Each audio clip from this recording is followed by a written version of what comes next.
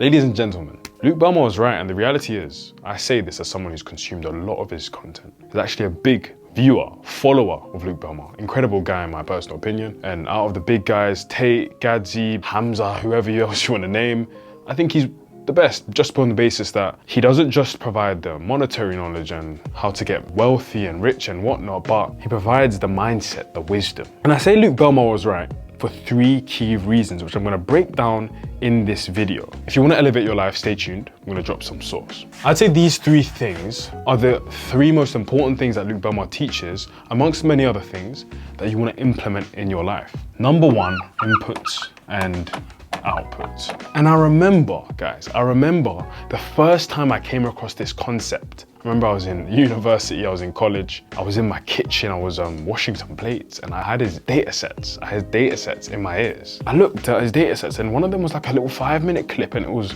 titled, "The Reason Why You're Unhappy." And I was like, damn, that's deep. Let me have a listen. And Belmar spoke about this one thing, and he said, the reason why you're unhappy is because you're focused on the wrong thing. Everyone's always focused on, oh damn, I don't have a girlfriend, I'm lonely. Damn, I look at the bank account, I ain't got no money. Damn, I'm out of shape. Damn, like my life's just rubbish. They look at the output. But the fact is, if you put as much focus, that the same focus you put on the outputs, you put on the inputs, your outputs would be different. The Bible says this, what you sow, you shall reap. This is the same concept in almost every religious script, in every manuscript, in every historical proverb, parable, it doesn't matter.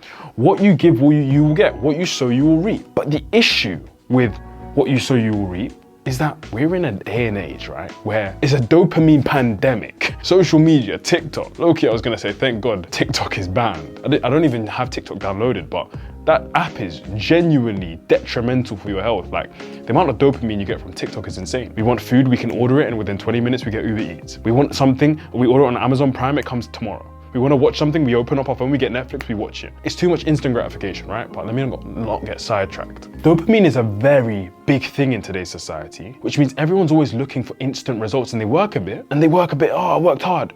Where's the results? No results.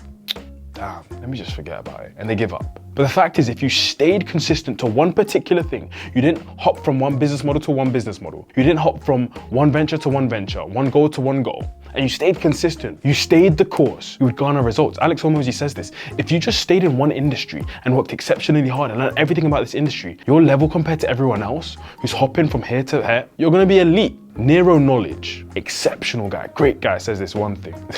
When I heard this was a game changer. And he says, the mirror never smiles before you do, and when it does, it'll be late. Let me explain, because this was sauce. You try, you input, you look and you see, no output, and then you stop. But the issue is, if you had kept trying, the output would have changed, and then you would have been like, oh, it's working. And so the issue is, when you see no outputs, you stop the inputs. But then you didn't realize if you kept with those inputs, you would have seen the outputs. You need to understand this one thing, you need to understand this very clearly. Life operates under a lag effect. There is no amount of work you do that will mean you get instant results. Even if you do work today, you may get results tomorrow, or you may get results in a week, or in a month, or in a year. But the fact is, you live under the law of accumulation. Everything matters. The life you're living right now is dictated by your actions 6 months ago, or a year ago, or maybe 5 years ago, maybe a week ago. It doesn't matter, but there's a lag effect. So if we understand the mirror never smiles before you do, and when it does, it will be late,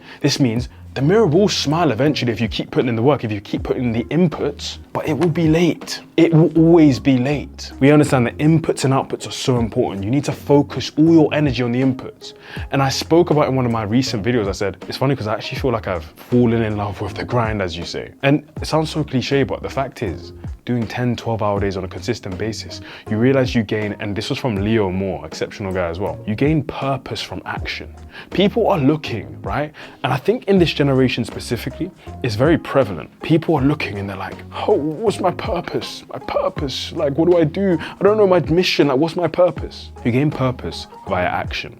Think about when you were in school. Think about the fact that there's people who didn't really try on a test and they failed the test. And there's people who tried exceptionally hard and they failed the test as well. The people who tried really hard, they are pissed. They are frustrated. They're like, damn, I tried so hard. Effort produces meaning. So then when you try so hard and then you actually get results, it's like, damn, I actually put in work and it garnered me some results. The action provides the meaning, it provides the purpose. Number one, what Luke Belmar was right about. Inputs and outputs. What you sow, you shall reap. The next thing that Luke Belmar speaks so excellently about, and which is a thing that when I understood this, I was like, wow, this is exceptionally true, is the symphony of success. So we have this trifecta. We have health, we have wealth, and we have relationships. We have wealth, the amount of money you make, the amount of money you have, your net worth, all this type of stuff. We have relationships. This could be relationships with your parents, your friends, your family, girlfriend, wife, partner, even your relationship with God. And we have your health, self-explanatory. And these three are the most important things in life, but the funny thing is, health actually is the most important. Why is that? Because you could say, no, I mean money's so important. Like, money, relationships, my family is so important. But the fact is, health is the only thing out of these three that can stand on its own. Wealth cannot stand on its own, and neither can relationships, and I'll explain why. If you had $1 million in the bank, but you were on a cancer bed, would the millions mean anything to you? Could you even use them? You can't even use them. You're sitting in the bed. You can't do anything. Your legs don't work. If you have an amazing relationship with your family, with your wife, with your kids, with God, but you're in the hospital bed, it means nothing, right? You can't even spend time with them. So health must be the most important. And so the fact is this, right? I would openly say that when you're grinding, when you're working hard, when you're trying to produce something great, so then you can filter this into this, sometimes you do have to an extent, maybe sacrifice some hours of sleep and just work really hard and maybe, you know, do things of that nature. But regardless, health should always be a prerequisite. It should be a bare minimum standard. Because realistically, we run on the hours of 168 hours in a week, right? And if there's 168 hours in a week, this means that there's more than enough time for you to fit in 3 30-minute workouts. Realistically, you saying, oh, I'm too busy, I'm too this, I'm too that, and then eating poorly, that's not an excuse. When Luke Belmar really opened my eyes to the inputs within your health, that it's not just about working out as well, right? It's about the type of food, the quality of food you're eating, tap water, and when he revealed how dangerous that is, for example, and all the metals in that. When he spoke about getting a water filter, when he spoke about the benefits of the sauna, the steam room, when he spoke about cold exposure, when he spoke about supplementation and the right supplementation. Nate Belmar, his brother, extremely big in the health space, has the Anime Shreds community and does great stuff. He speaks about all these holistic health hacks and how to biohack your body. I found it so intriguing because of the fact that so many people just focus on make money, make money, make money. Rarely do people really heighten this level of health. This is your vessel. And when he spoke about the scripture, which says like, we are literally a vessel. We are God's very own vessel. So if we're not taking care of our bodies, we're not even taking care of God. He made us in his own image, right? So I think the symphony of success is something I always remember. Finally, we have the concept of hygiene standards. This, game changer. And the funny thing is, I actually didn't first come across this concept from Luke Belmar. I actually came across it from Iman Gadzi. I'll never forget this. I was in Nigeria. It was 2023. I believe it was December. No, it was December 2022. So I finished my first semester of uni, and I remember in that first semester, that first term, I was just being a bit of a bum. New environment, you have your first level of autonomy, you're by yourself, you don't have a parent to wake you up or do anything. Bearing in mind, when I was at home, I was a pretty autonomous individual. I do my own stuff, I go out and get it, I try to run up some businesses and ventures and stuff, but when I got to uni, I just felt this sense of like laziness. And everyone was kind of partying. Still, I didn't really drink. I've never drunk in my life, actually. I've never drunk alcohol in my life or done any drugs. But it's like, I was still like, you know, going out with friends and just relaxing and playing sports and just chilling. I wasn't even really going to lectures. Kind of near the end of that time, I said, let me tighten up. And this is when I was really drilling and listening to Belmar, Tate, Gadzi, podcasts, things trying to elevate me. And I remember I really locked in on him and Gadzi. I was like, wow, this guy, like, he's serious. And I went on Reddit and I found like his agency navigator. I would say I found it for like $50, bought it, because that's what I could afford back then. And I went to Nigeria with my family, me, my mom and my sister. And I was in our house in Nigeria, and I was just consuming Iman Gadzi's course. And I remember the first part of the course was on mindset, and he spoke about hygiene standards. And he spoke about the fact that you don't rise to the level of your goals, your dreams, you fall to the level of your standards.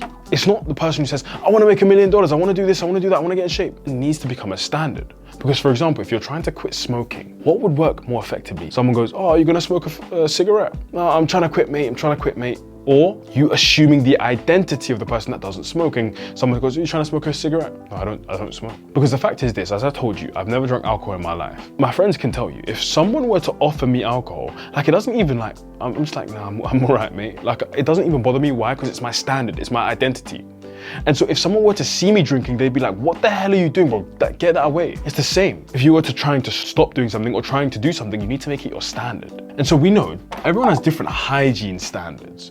For some people, they wake up and they brush their teeth. They go on a run. That's their standard every day, no matter what. Sunny, rainy, tired, cold, it doesn't matter, they're gonna do it. For some people, they wake up, they brush their teeth, they go on a run, they do 5 hours of deep work, they have team calls, and then they have some dinner.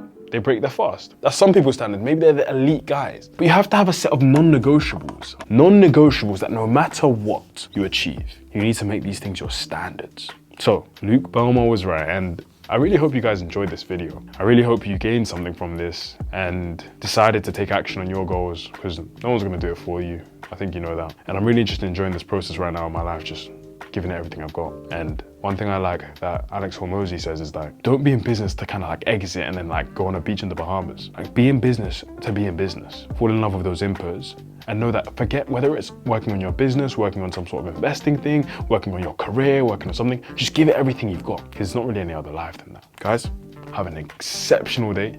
Kill this week. God bless you. Have a great day.